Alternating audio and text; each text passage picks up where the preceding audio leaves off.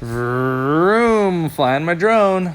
Here we are at the site of our cool coffee making and tasting, right across from our hostel.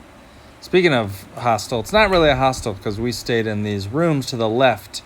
They were cabanas. No, what are they? Like yurts? A cabin of sorts with a grass roof. Hey, everybody! Hello! All right, I flew it around later. I went and explored this area like a botanic garden almost. Biological reserve. Yeah, it was a biological reserve where Rachel and I got massages at. It was fantastic. I'm filming this and this one too while she's getting her massage. Oh, this was this little waterfall. We went swimming there later, remember, Rachel? We did. We had it all to ourselves. Well, except we shared it with some fishes. Yeah, when you get in the water, the little fish were like biting at our feet. I couldn't believe it. Rachel was a little scared. Hey, no, it wasn't. Maybe a little. Here's me. Thanks for watching my drone videos today. Bye, everybody.